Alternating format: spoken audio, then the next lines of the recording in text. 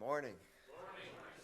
I'm Russ, and this is my wife Joyce. And Brother Ben asked us to share this morning on the season that we find ourselves in our life.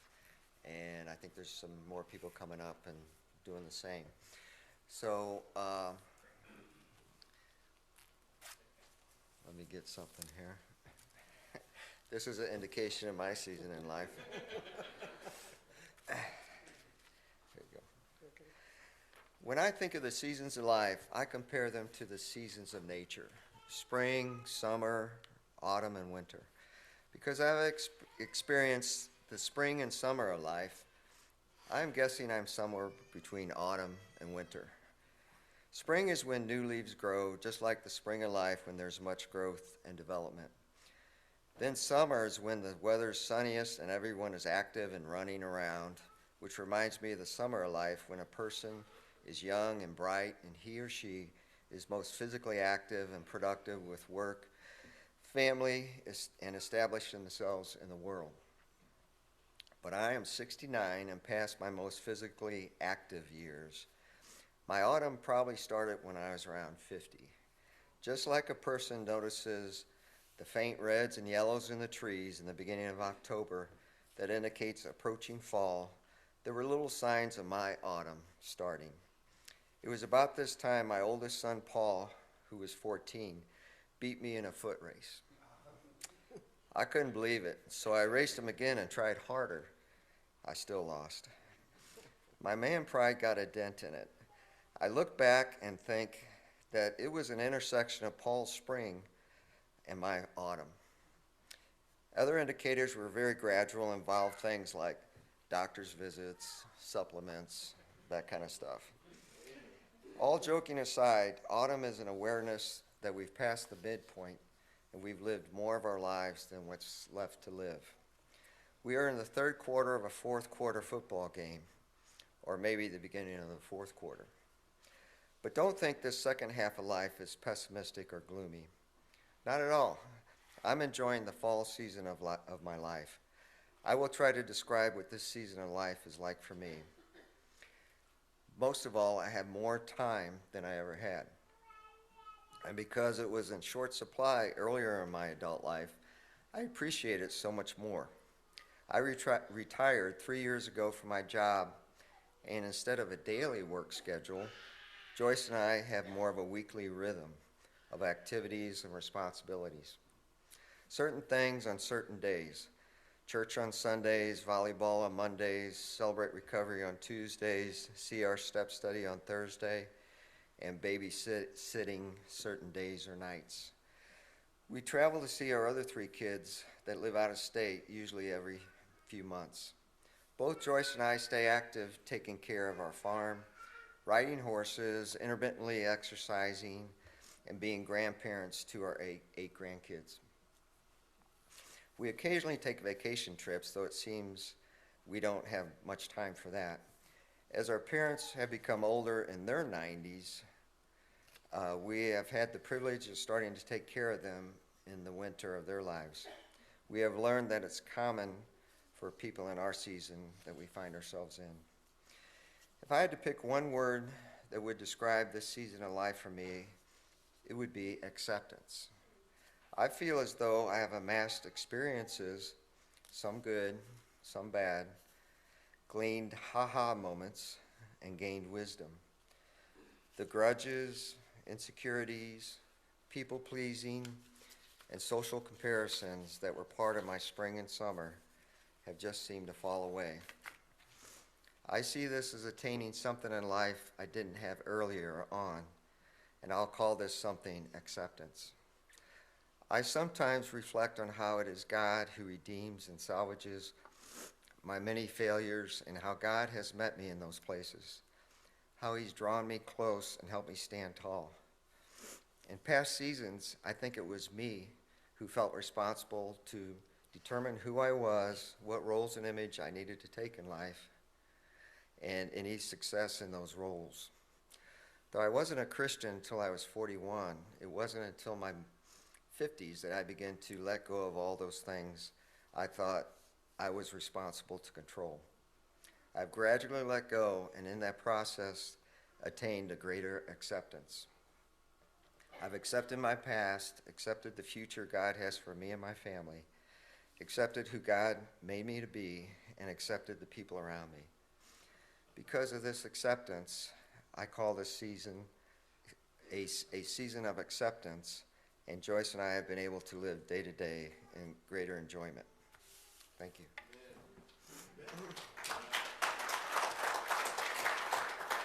Okay, mine is just large print, one page. When Russ was typing his, I kept saying, "Do you want me to time that?" Okay, so Brother Ben asked us to describe what season of life we're in a word. And I picked 2 words, fun and relaxing. And I guess the relaxing part kind of ties in with acceptance. I chose these 2 words because many of our responsibilities have ended. Russ is retired. I'm no longer homeschooling and raising 4 children. We've sold our Angus herd, and when a tree falls on a fence line, I just think, well, look at that. We're still quite busy, but there's a relaxed feeling in the air. We faced some big hurdles, but have learned that God can handle them all if we give them to him, take our hands off the problem, and go about enjoying our lives while he does the heavy lifting. I'm no longer a coach or even a teammate to our grown children, but have moved into the role of a cheerleader, celebrating their victories, accomplishments, and visions. It's a wonderful place to no longer be responsible, but to enjoy the fruit of many years of child rearing. You may or may not know that we help run the Celebrate Recovery program here at Bethel. Both of us have grown so much through this ministry, which has helped us to understand and accept each other's peculiarities and enjoy our differences. This understanding is spread out into all our relationships and given us a harvest of peace. Although all the other phases of our lives have had joys and goodnesses, this time is just as enjoyable. Thank you.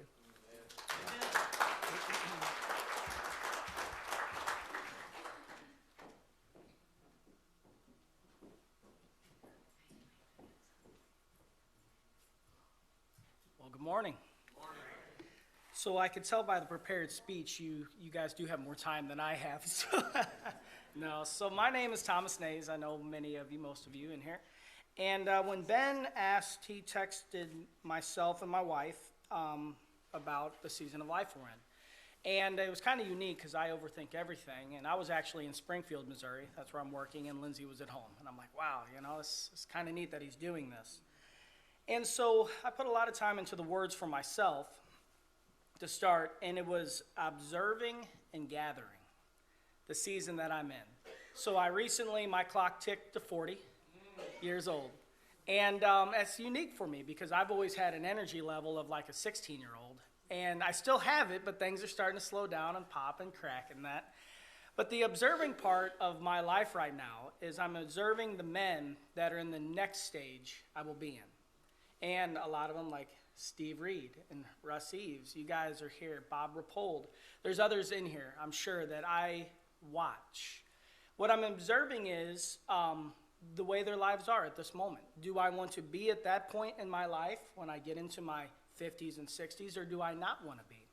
And by surrounding myself with these men and these experiences, like through Sunday school, Brother Steve will talk about his successes and his failures.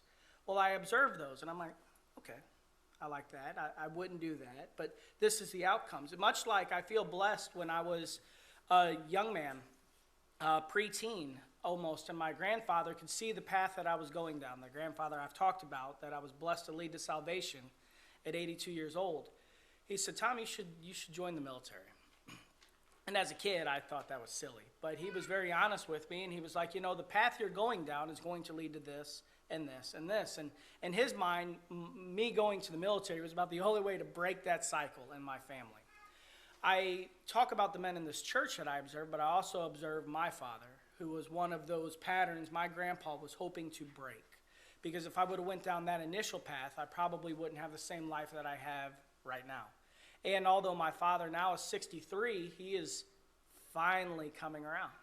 Well, I've watched those mistakes that he made, and just observing and trying to see what my next 10 to 20 years is going to be.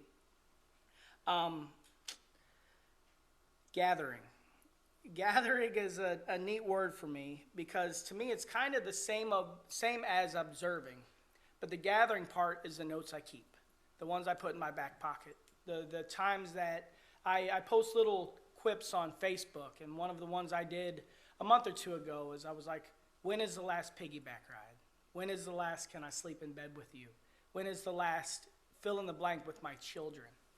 I'm gathering these moments with my family that are fleeting. I'm getting the white hair on the sides. My daughter is looking me in the eyes. My son is looking at my bald spots. I realize that these moments are going by so fast, so I'm gathering memories, which is very important to me. I'm gathering knowledge, trying to gather as much knowledge as I can. Again, I'm at a stage in my life, in my career, that I'm, in essence, gathering finances. I'm trying to do the most I can at this age that I feel about 18 now, trapped in a 40-year-old body. But I'm doing as much as I can because I know those moments and those strengths and those abilities are going to go away in the next 15, 20 years. Do I invest in a piece of land? Do I put an addition on my house? Do I do these little things that I do now, again, will affect me when I'm in my 50s and 60s. And like I said, I'm gathering memories. Lindsay, on the other hand, she's not here this morning. Partly, she will be in second service, partly for her word, transition. So Lindsay has been with me for 22 years. God love her. She married a wild child, and I've joked that she wrote the book on raising a boy into a man-child. She's transitioning. I am blessed to be able to provide for our family. She's never technically had to work. Currently, with me, I'm putting in about 70 hours in Springfield, about 10 hours on the road every week right now. She is at home with the children. Macy just went back to school and is just knocking it out of the park. That's because of Lindsay. She's been homeschooling Macy for the last 6 years or so, and the fruits of Lindsay's teachings are showing.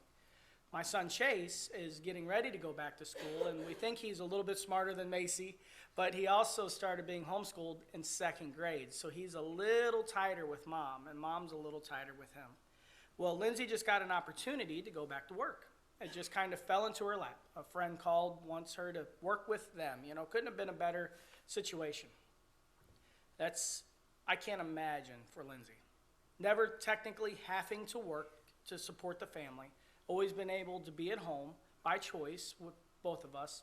And now she's stepping back into the work world. But what also does that mean? Her kids don't need her as much as they did. And that's tough. She had a small breakdown the other day feeling like she was abandoning our children. She's transitioning into that moment that, I've always been the worker. She hasn't. So she's got a lot going on in her mind. She might talk second service. She's not much of a talker. But I couldn't be proud of her for how she's seamlessly going into this. But then together is the one I'm excited about. For myself and Lindsay, eagerly evolving. We're at a moment in our life where we can go to the grocery store without our kids in the back seat. We've been making it a point each week when I come home to go to breakfast together at BB Coffee Lab. We just go sit down and talk. We're having fun. Although I'm working more than I ever have, the maturity in our relationship of 22 years, I've been with her more than half of my life, we just go with it. And so the changes, the ebb and flows of life, we're just like, well, what's next? We're not freaking out like we used to. If we're a little short in the bank account, we're like, okay. Where before, I've mellowed, but before I'd call 30 people and try to find out if I could do a side job, and I need money, and no, we just go with it now. And I think a lot of that boils down to our faith. We've never gone without. And as long as I lean on Christ and the faith that he knows what's next, everything's going to be all right. So that's it. We're just enjoying it. We have some tears. We have some laughs. But we're enjoying this process going forward. And that's the season of life we're in. So thank you.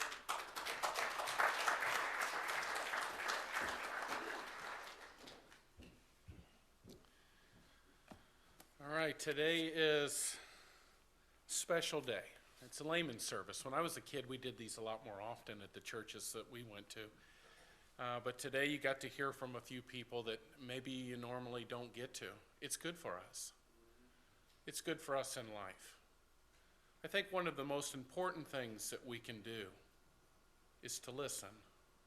And no matter if you're in a season of life as a single person or if you're in a season of life as a couple, those seasons of life come with great transitions sometimes. Sometimes it's a subtle approach.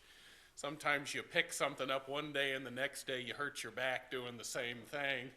I was pulling some garden hoses last year as I was preparing for the Easter walk, and my back was bad for a whole week, just pulling a garden hose.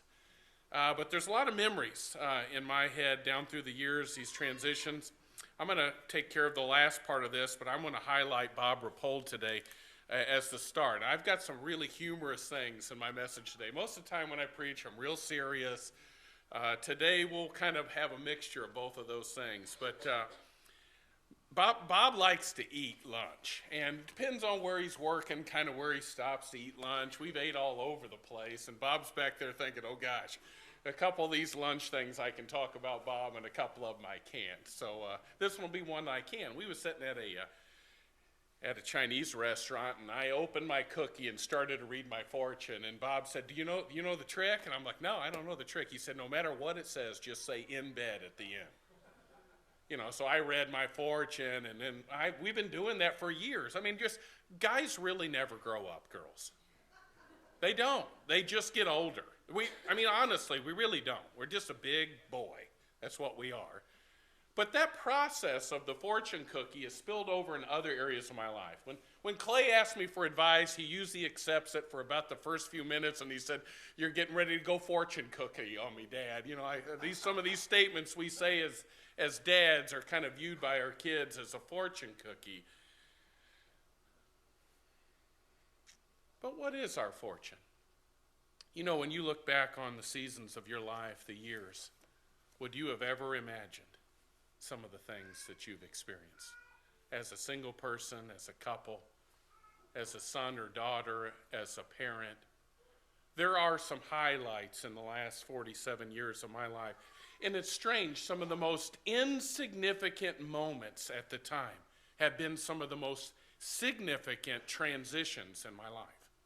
Still to this day, Ben Kingston walking into that living room right after my brother killed himself and just sitting down on the floor with me and playing cards with me is still, as silly as that sounds, still one of the most significant moments in my life. When Fern Reed, bless her little general's heart, boy, she was a grouchy lady. Bless her heart. She had such a good heart, but boy, she had a tough way of saying it. She would get on to you.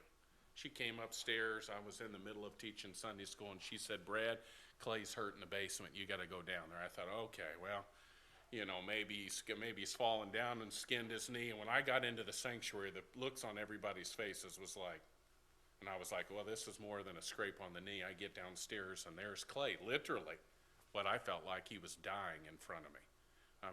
It was bad. It was a bad scene.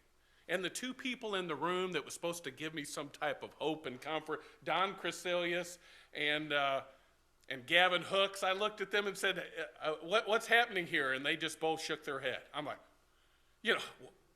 so I stood up. I still can remember that moment. I stood up in a Sunday school class downstairs and asked God to take my son. I didn't want to see him suffer. I literally thought he was dying in front of me. I remember the moment, the first time as a married couple that I left my wife behind and went on a trip by myself. I was going down the escalator in St. Louis headed to Bolivia, and I was wondering for the first time in life, would I ever see her again? Had no idea what was in front of me. And as I went down underneath that little thing at the airport, the escalator, the concrete, and just watched her face disappear, I thought, God, please help. Help this not to be the last time that I see her face. Help me to get home. Help me to enjoy the trip. But when I got home, the strangest thing happened. My kids looked like they'd grown a foot. Have you ever been gone for a while? You get home, you just don't notice the sudden adjustments sometimes in life. If I was to ask this broad question, what would be some of your responses? You can say them out loud. Feel free. What would you say are the biggest threats to marriages? Just say it out loud if you've got a response. What are the biggest threats to marriages? Okay, no communication. All right, very good, Thomas. All right, lack of communication. Anybody else want to venture out? Selfishness. Who said that? Mrs. Wagner, thank you. So just plain old selfishness. You just want what you want, and you want it now. Anybody else? Too many worldly distractions. Okay. All right, not focused on each other. Boy, it's easy to get distracted, for sure. With life, with hobbies, with friends. Anyone else? Okay, that's a common one we hear, right?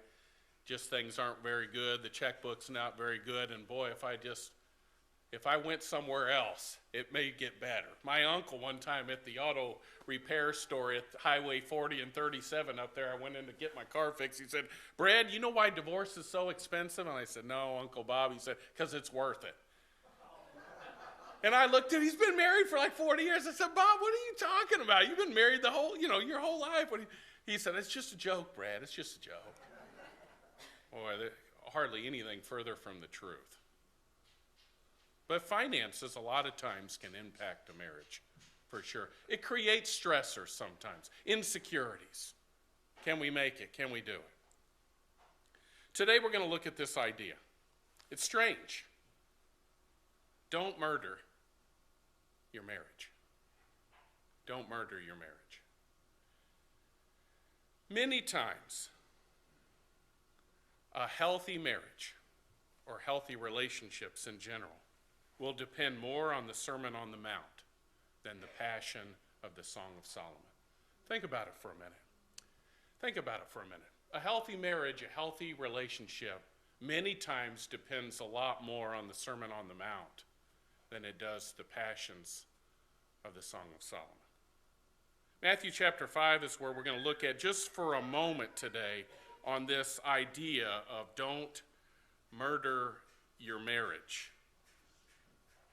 And you'll find out with what. Matthew chapter 5, verse 9, the Bible says this, Blessed are the peacemakers, for they shall be called the sons of God. And then verse 21 and 22, it says this, You have heard that it was said to those of old, You shall not murder, and whoever murders will be in danger of the judgment. But I say to you that whoever is angry with his brother without cause shall be in danger of judgment. Whoever says to his brother, Rock, and it goes through a couple of these illustrations. But the Sermon on the Mount is Matthew chapter 5, 6, and 7. At one time, I had every one of these memorized. Every verse in Matthew chapter 5, 6, and 7. I could say it by memory. Now, I only got the first part of chapter 5, and the last part of chapter 7, and a little of chapter 6 left in my brain. But the Sermon on the Mount was a powerful moment in Jesus' earthly ministry. And these things that you see in the first part of chapter 5, blessed are the poor in spirit, and blessed are those who mourn, and blessed are the meek, and blessed are those who hunger and thirst for righteousness. Blessed are the merciful, blessed are the pure in heart, blessed are those peacemakers that we're going to highlight today, and blessed are those who are persecuted for righteousness' sake. If a relationship would focus on the Beatitudes, they would be a lot healthier. Think of the times, the situations you just called out, opportunities that we could be merciful or meek or mourn or communicate or being pure in heart, dealt with selfishness or just not getting what we want from the other person, feeling persecuted or belittled. Don't murder your marriage. There are many dangers to marriage, but we should never overlook the danger of anger. Rarely does it get brought up when we talk about the dangers of marriage, but it is one of the greatest dangers of any relationship. Think of a relationship that you've lost down through the years. and then tell me anger didn't have a part of that. Almost every relationship I've ever lost in my life has been based on anger. One way or the other. Either I got mad or they got mad or we both got mad. And things change. Don't allow anger to dominate whatever season of life that you're in right now. When I look across the crowd, I've got great examples of people that have made it together or made it by themselves. When I think of somebody that's made it by themselves, who comes to mind but Diane Burnett? You ever seen her angry? Very rarely. She can get angry. She can. How about Joanne Burnett? You ever seen her angry? I saw Fern Reed get angry quite a few times at me. When I first got married, Miss Elizabeth Brunn, she was so grouchy. I mean, bless her heart, she was so grouchy. She had just gotten to the nursing home. She'd come home for a visit, and I was up in the front, and we had been married for about 4 years or so, and Miss Elizabeth, the only thing that she could get out of her mouth that was positive that day was, "Brad, you're getting fat."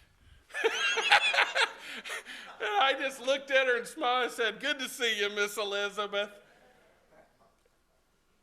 Anger, unrighteous anger, should always be viewed as an unwelcome guest.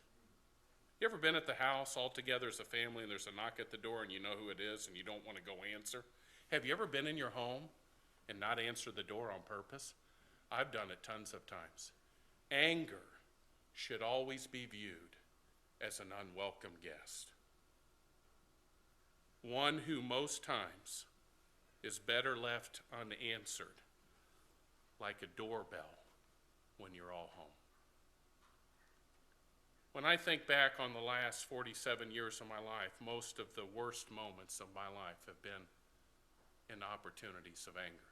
The only Hall of Shame moment I ever had inside of a gymnasium when my two boys were playing sports. Now, I've watched other Hall of Shame moments, different coaches and dads in the stands, but I was always fairly reserved in the stands. But I lost it one day in Washington Gymnasium, and now about 3 or 4 times a year while I'm announcing that official that I literally just embarrassed myself is what it was. I get to see him and we get to talk to each other again. But if we could just recognize properly the danger of anger, our relationships would be healthier no matter what season of life we're in. When the fire of anger, number 2, when the fire of anger ignites, don't leave it untended. I built a lot of fires. Some of you guys have had to rebuild things after I've started fires. I burnt the Easter walk down one year. Remember that? I don't even know how I did that, honestly. I still don't. I sat there and waited, make sure there wasn't any heat in the fire. And I didn't put water on it and walked away thinking, a good conscience, there's no way. Next thing I know, the fire department, Ben's calling, the church is on fire, the church is on fire. Wait a minute, what? He said, was you out there burning? I said, well, yeah, but I was way up in the woods. He said, the whole place is on fire. I'm like, what? You know, a fire starts with just a spark, but if left untended, boy, can it destroy. Look at verses 23 and 24 of this chapter 5. Therefore, if you bring your gift to the altar, and there remember that your brother has something against you, leave your gift there before the altar and go your way. First be reconciled to your brother, and then come and offer your gift. Say, what does the fortune cookie have to do with today's message? If we would just insert marriage every time the scriptures say brother or sister, it applies. That core relationship as a marriage is only second to our relationship with God. He said to love him and then do what? Love others as ourselves. So this principle here of leaving a fire to itself against a brother is just as accurately applied to a marriage. When a fire of anger ignites, and it's going to happen. If you guys haven't gotten mad at each other, you just simply haven't gotten off the honeymoon yet. Sometimes it happens on the honeymoon. Boy, we had an absolute knockout, drag out on the honeymoon when we ran out of money. It was me. I was mad. I got together everything I could get together. I don't know if we took $600 or $700, but I can tell you this, the last 3 days in Branson was chicken strip baskets at Dairy Queen. And I'm not talking about just one meal. Lunch and dinner, we were there at $5, splitting the chicken strips up. We were just totally broke. Staying at that dumpy hotel there on the strip that has that water park with it. What a hole. I'm here with my brand new wife. I mean, you guys, you know some of the places you guys have stayed at. They're holes. My wife's too classy for that kind of place. I took her camping one time. We got everything set up. I got the tent up, and my wife looks at me and says, "Where's the bathroom?" I said, "Babe, you're just going to have to lean against the truck." That was the only time we have ever been camping. You ask my wife what her idea of camping is, she'll tell you, the Hilton. The Hilton. Boy, we've had some fights. We really have. Over the stupidest stuff because we were unwilling to tend the fire. It started, it ignited, and then we just kind of let it rage. Do offenses consistently and quickly get dealt with in your marriage or relationships? Do you quickly admit when you're wrong? This is part of tending a fire. Do you still willingly forgive? Unresolved anger is like a window in your house with a bad view.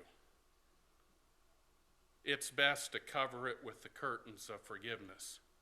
Staring at a bad view can make us contemplate a move that we shouldn't make. It's like a bad view. You got that window in your house that nobody likes to look out. What do, ladies? You cover it with a blind or a curtain. In our house, when we were kids, I was just begging God for Mom not to buy another mini blind. She's one of those women that washes those things. I just throw them away. They cost $8. Once they get dusty, you just take it. The little frame things are still up there. Those little, you to pull the blind off, throw it in the trash, and get you another one the same size. I mean, it's like a 2-minute change. It takes a half an hour to wash a plastic blind. Mom, why, for goodness sake, are we washing the blinds? Untended anger. It's like a window with a bad view in your house. It's really just best to cover it with a curtain of forgiveness than to stare too long and contemplate a move that you'll regret. When I look at marriages and relationships in general that have stood the test of time, there's always epic stories of forgiveness interwoven in fits of rage. There's still a hole in the wall in my house. My dining room, I'm going to fix it. But there's a hole in my wall. And I've left it there for almost 15 years on purpose. Every time I walk past that hole in the wall, I think, you are such an idiot, Brad. You ogre. Guess what I put the hole in the wall for? Yes, in your wildest, I'm not going to even ask for a response because it's so stupid. The internet wasn't working. No lie. I hit the wall like that. I was so mad that the internet wouldn't work. Come on. I've left it unfixed. I fixed the other wall. It's got some new drywall there where I've remodeled a little. But that hole's getting ready to get fixed in the next year or two when I remodel the kitchen. But I think I might just cut that hunk of drywall out and frame it. And stick it on my wall at the house. Boy, we've had some stupid fights. Untended anger. Number 3, many times, listen to this, many times agreeing with your spouse about a disagreement early on is both the best strategy and has the fewest consequences. Just agree. Right off the bat. Honey, you didn't. You're right. Babe, you didn't. You're right. Babe, I can't believe you said that. I shouldn't have. Babe, you weren't there when I know. Babe, you shouldn't have left me. I know. You're right. Many times, agreeing with your spouse about a disagreement early on is both the best strategy and has the fewest consequences. Look at verse 25 and 26, and we'll be done, and we'll get ready to go for today. Agree with your adversary quickly. Just fortune cookie, insert marriage. Agree with your husband or wife or close friend if you're not in a marriage, that relationship. Agree with your adversary quickly while you are on the way with them, lest your adversary deliver you to the judge. What's the best strategy here? Right up front. Just try and make it work. Agree. Just get it out. The judge hand you over to the officer so that you're thrown into prison. Here's the progression. Because you were unwilling to quickly make an adjustment, now you're in front of the judge, and now the judge now you end up in jail, and look what happens at the end. Surely I say to you, you will by no means get out of there till you have paid the last penny. Think of the knockout dragouts that you've had in your relationships. Most of them would have been resolved much sooner and with a lot less consequences if there would have just been early agreement. Prolonged fits of anger are like an unflushed toilet. Ladies, now honestly, this is the worst thing. I mean, you get in the house, maybe you've been to work, maybe you've been to the store, and your knight in shining armor, your brilliant husband, has left something in the toilet and unflushed. And it doesn't have to be number two. Your instinct's just as bad. You leave it in there, and you walk in, and you're like, oh my gosh, either the dog's pooped the box, or Brad's been home. I mean, that's what my wife says a lot of times. What happened? What is that? Prolonged fits of anger are like an unflushed toilet. It just keeps on stinking till it's flushed away. It's true. If we would just early on make things right and get rid of it through forgiveness, it would not stink near as bad. I've used 3 cheesy illustrations because all of us have opened up a fortune cookie and got one of those dumb ones. And you think, well, this don't really apply. But all 3 of these things apply at some level, no matter what season you're in right now.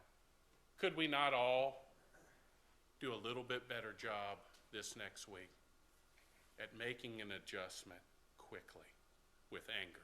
Whether we're the ones that are having trouble with anger or we're the ones that it's getting directed towards. Don't murder your marriage. I love that sound. Listen. Sound like me and Shannon the first 2 or 3 years of marriage. Thank goodness we didn't live in town. Good grief. I've tried to be a little bit light today, but boy, what a serious topic. Anger. Don't murder your marriage. No matter what season of life you find yourself in today, we should all practice and learn the art of quick forgiveness. Let's stand.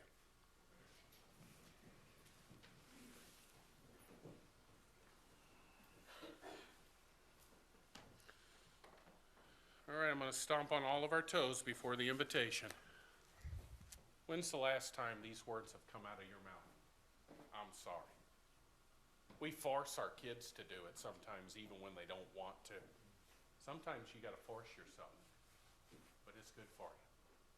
This week, let's practice the art of saying I'm sorry early on in the situation so we don't murder our relationships, our marriage. Lord, thank you today for this opportunity. I have no idea, God, what you went through on the cross to forgive us. But it's always a good day to die to take up our cross and follow you. I pray as we start this new week, I pray, God, that you would help us to not allow anger to murder our relationships. God, help us, no matter what season of life we're in right now, to be forgiving and merciful, to be a peacemaker, to be pure of heart. Lord, work in our hearts in this invitation in Christ's name. Amen.